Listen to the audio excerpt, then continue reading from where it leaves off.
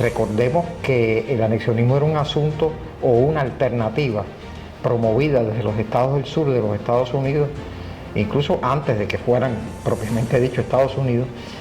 Está hablando de un problema cultural y de existencia de la identidad de un pueblo.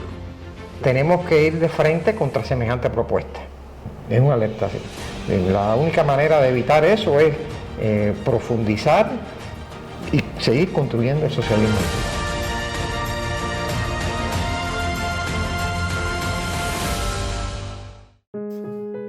Pareciera un absurdo tener que referirse al tema del anexionismo en Cuba en pleno 2025. 136 años después de la publicación por José Martí de su artículo Vindicación de Cuba, esa carta de desagravio al diario The Manufacturer de la ciudad de Filadelfia por ofensas contra los nuestros, donde lo primero que dice el apóstol y el primer tema del cual habla es del fenómeno del anexionismo. Sobre ello debatimos hoy en Perspectiva, un espacio para mirar la Cuba que somos y la que queremos, sin olvidar nunca esas esencias que nos definen. Temas que compartimos ante los recientes anuncios en materia de política internacional tras la llegada de Donald Trump a la Casa Blanca. Con Francisco Delgado Rodríguez, periodista, diplomático e investigador, conversamos hoy en Perspectiva.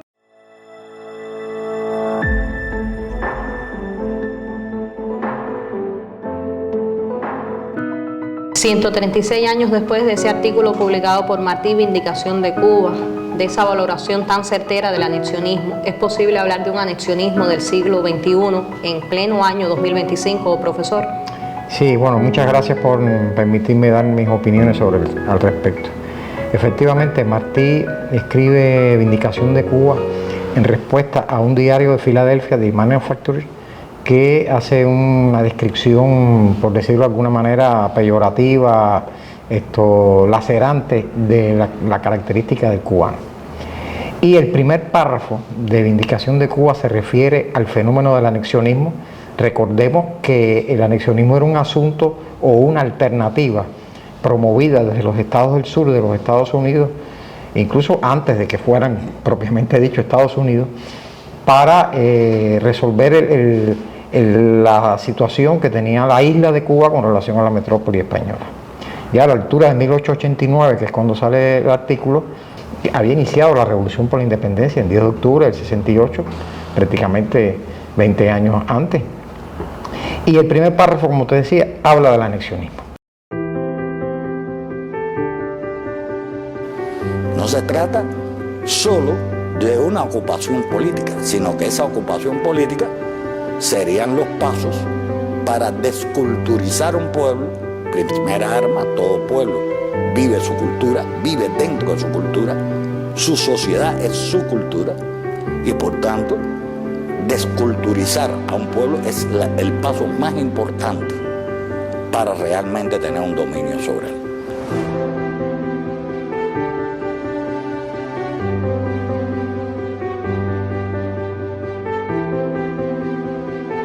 Cuando Trump gana las elecciones en los Estados Unidos, reverdecen, por usar alguna palabra, un grupo de opiniones, de propuestas, por supuesto, en los cubanos que ya están anexionados mentalmente, que polulan sobre todo en el sur de la Florida y en algunas capitales importantes de Europa como Madrid, por ejemplo.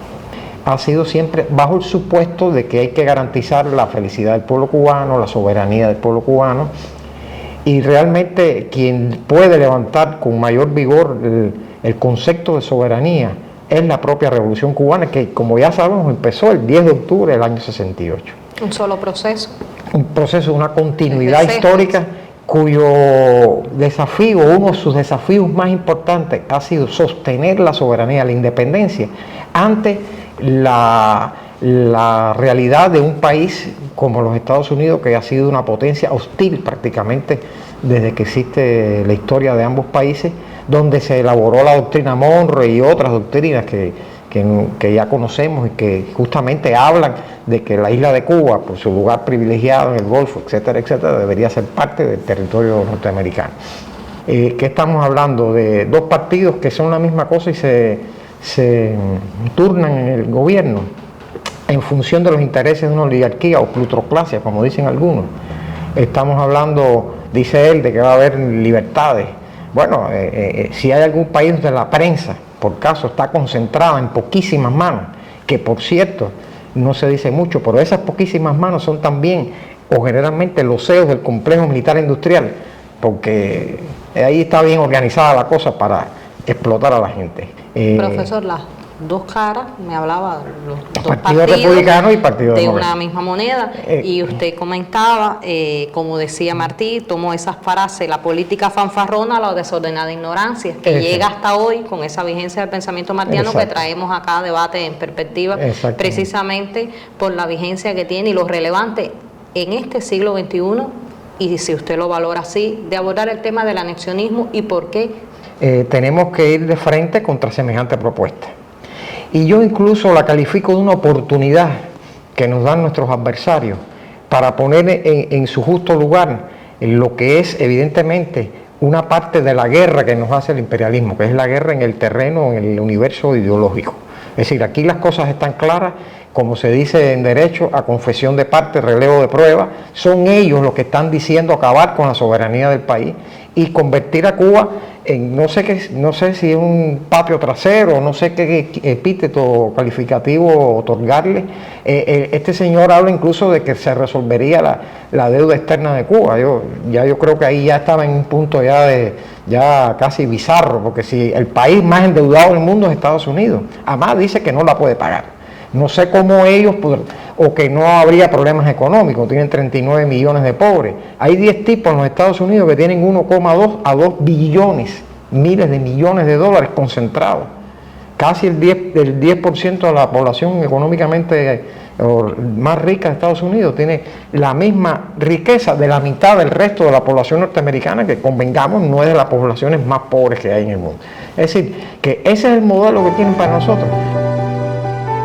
Anexionismo en lo absoluto. Por algo se ha dicho que el socialismo en Cuba es la única forma, el único modelo, el único sistema capaz de garantizar la independencia del país. Y ellos están dándonos la razón. Es una alerta así. La única manera de evitar eso es profundizar y seguir construyendo el socialismo en Cuba. No hay otra salida. Una salida de tipo capitalista derivaría probablemente en una situación de ese tipo. Hay una parte de esta historia que tiene que ver con la subjetividad de la gente. Y convengamos que toda la producción ideológica y cultural que proviene de los Estados Unidos, Hollywood, etcétera, y aquí saco de este saco las buenas producciones, las buenas prácticas culturales que también son rescatables de ese país, por supuesto, y que hay una gran influencia histórica. Bueno, toda esa producción ideológica ha estado concebida primero para vendernos un Estados Unidos que no existe. Existe en Hollywood, no existe en la vida real. Y después que usted se enamora de esa figura ficticia, subjetiva, entonces usted tendría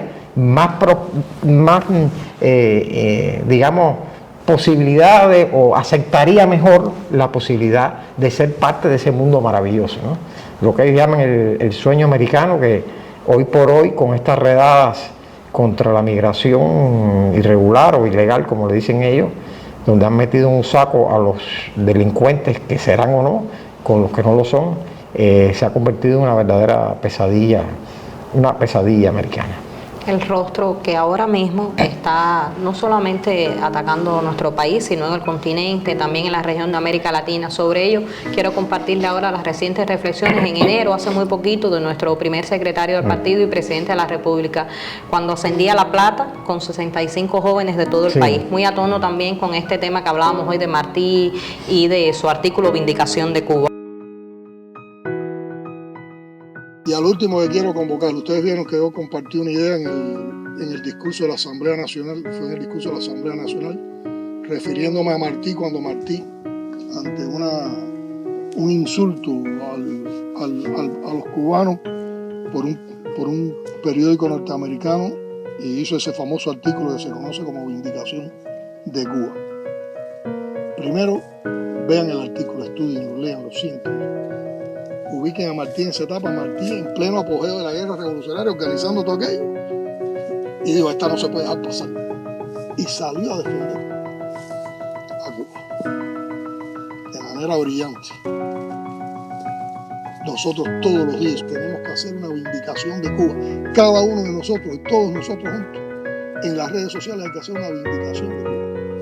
Y pasa por eso, por todos los días decir cómo somos, lo que hacemos, lo que sentimos y lo que estamos dispuestos a hacer por la revolución. Y hacerlo de la manera más elevada, de la manera más culta, de la manera más sentimental, más emocional, sin vulgaridades, sin banalidades, a romper toda esa intoxicación mediática, vulgar, banal que nos tratan de imponer y que es parte de la colonización cultural, que es un elemento de colonización. Quieren colonizar nuestras mentes para dominarnos. Para dominarnos. Entonces, todos los días hay que estar vindicando Cuba. ¿Y quién mejor que ustedes para estar participando en esa vindicación?